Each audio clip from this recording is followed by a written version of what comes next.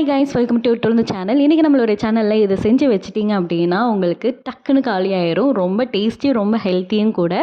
ரொம்ப டேஸ்ட் சூப்பராக இருக்கும். ஈவினிங்க்கு இதை ஸ்நாக்ஸாக செஞ்சு கொடுத்தீங்க அப்படின்னா செய்ய செய்ய காலியாயிரும். ரொம்ப சூப்பராக இருக்கும். ஈஸியாக பண்ணிடலாம். இது எப்படி பண்ணலான்னு தெரியணுமா? வாங்க வீடியோக்குள்ளே போய் பார்க்கலாம். இன்றைக்கி ஒரு இஞ்சி எடுத்துருங்க. அந்த இஞ்சிக்கு மேலே கொஞ்சம் முளம் வந்திருக்கு. அதை கட் பண்ணி நம்ம யூஸ் பண்ணாமல் அதை கட் பண்ணிவிட்டு அதை நான் புதைச்சி வச்சிடுறேன்.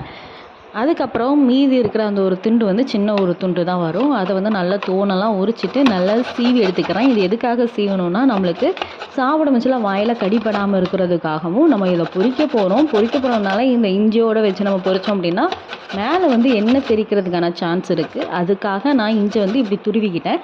துருவ மிச்சில் மாவோடு நல்லா பசைஞ்சு மிக்ஸ்டு ஆயிரும். நம்மளுக்கு சாப்பிட மிச்சிலையும் கடிப்படாது, நம்மளுக்கு பொரிக்க மிச்சிலும் டிஸ்டர்ப் ஆகாது. அதுக்காக தான் இந்த இஞ்சி இதே மாதிரி நல்லா பொடிசாக சீவி எடுத்துக்கிட்டாச்சு. இப்போ நான் கருவேப்பிலை ஒரு கொத்து நான் எடுத்துக்கிறேன்.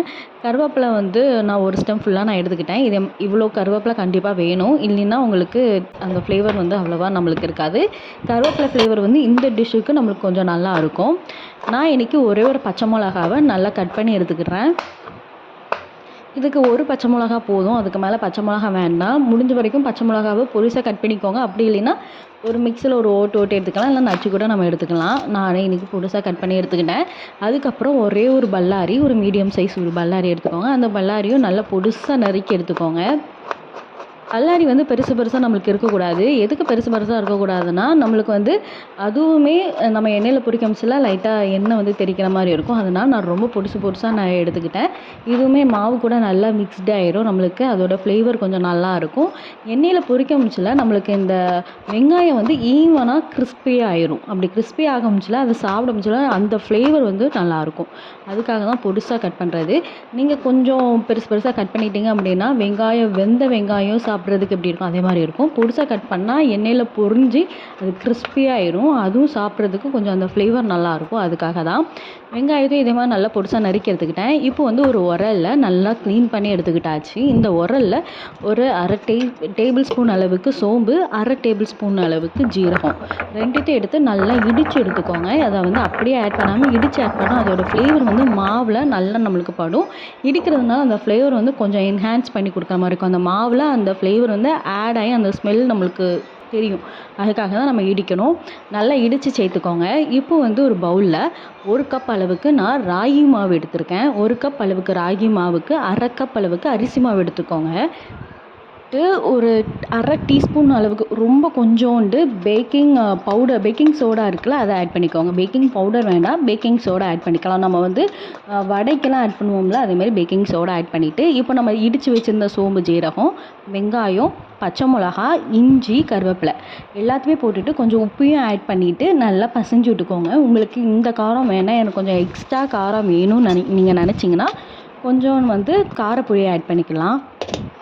ஆனால் இந்த இதுவே எனக்கு போதும்னு தோணுச்சு. அதனால தான் நான் எக்ஸ்ட்ரா சில்லி பவுடர் ஆட் பண்ணலை. வேறு எந்த பவுடருமே நான் இதில் ஆட் பண்ணலை. இதோட ஃப்ளேவரே நம்மளுக்கு ஃபுல்ஃபில்லாக இருந்த மாதிரி இருக்கும். எல்லாத்தையுமே ஆட் பண்ணிவிட்டு ஒரு குழியை தோண்டி நான் எந்த கப் அளவுக்கு நான் ராகி மாவு எடுத்தனோ அதே கப் அளவுக்கு தண்ணி எடுத்து நல்லா பிசைஞ்சு எடுத்துக்கிட்டேன். அதோட இது டெலீட் ஆகிட்டு, சாரி மன்னிச்சிடுங்க. அதுக்கப்புறம் நான் இன்றைக்கி 2 விதமாக அதை ஃப்ரை பண்ண போகிறேன். ஒன்று பால் ஷேப்பில் வச்சு நான் ஃப்ரை பண்ணுறேன். பால் ஷேப்பில் வச்சு நீங்கள் ஃப்ரை பண்ண முடிச்சுல ஒன்று நல்லா புரிஞ்சுக்கோங்க. இது இப்படி நீங்கள் பண்ணுறதுனால உங்களுக்கு என்ன ஆகும்னா வெளியில் கிறிஸ்பியாகவும் உள்ள உங்களுக்கு நல்ல சக்குன்னு இருக்கும், நல்லா இருக்கும். ஆனால் நீங்கள் பால் ஷேப்பில் பொரிக்க முடிச்சல உங்களுக்கு வெடிக்கும். நம்ம சீடை பொரிக்க முடிச்சல எப்படி நம்மளுக்கு வெடிக்குமோ அதே மாதிரி தான் வெடிக்கும். கொஞ்சம் பார்த்துக்கோங்க. பாருங்கள், எனக்கே பயங்கரமாக வெடிச்சுது. அதனால் நான் கொஞ்சம் தான் அப்படி பொரித்தேன், மிச்சத்தை நான் அப்படி எடுத்துட்டேன். இன்னொன்று வெத்தலை. இதை நீங்கள் வெத்தலையில் ட்ரை பண்ணுங்கள். வெத்தலையோட ஃப்ளேவர் உங்களுக்கு நல்லாயிருக்கும். சளி இருந்தால் சளியை இறக்கும். இது எல்லாமே ரொம்ப நல்ல ஹெல்த்தியான ப்ராடக்ட் தான் நம்ம ஆட் பண்ணியிருக்கோம். இப்போ வெத்தலையில் 2 சைடும் எண்ணெயை வச்சுட்டு வெத்தலையை லைட்டாக ஹீட் பண்ணிட்டீங்கன்னா அந்த வெத்தலையோட ஃப்ளேவர் அது கூட உங்களுக்கு இறங்கும்.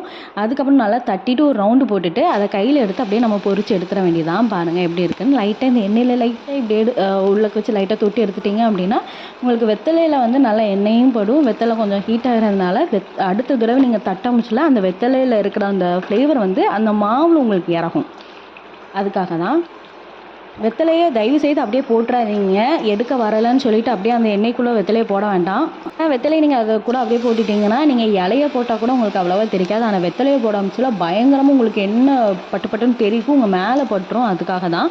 அவ்வளோதான், நம்ம பண்ணி வச்சுருக்க தட்டையும் அந்த உருண்டையும் சூப்பராக ரெடி ஆகிட்டு பாருங்கள். அந்த தட்டு எவ்வளோ கிறிஸ்பியாக இருக்குன்னு பாருங்கள். அது வந்து எவ்வளோ கிறிஸ்பியான சவுண்டு கேட்குன்னு. அதை சாப்பிட ஆரம்பிச்சுல நல்லா கருக்கு முறுக்குன்னு இருக்கும். வெங்காயம், சோம்பு, அதுக்கப்புறம் கருவேப்பிலை இலை எல்லாம் நம்மளுக்கு எண்ணெயில் நல்லா ஃப்ரை ஆகி அதை சாப்பிட ஆரம்பிச்சுல அதோட ஃப்ளேவர் வந்து அதுவுமே நம்மளுக்கு கிறிஸ்பியாக இருக்கும்.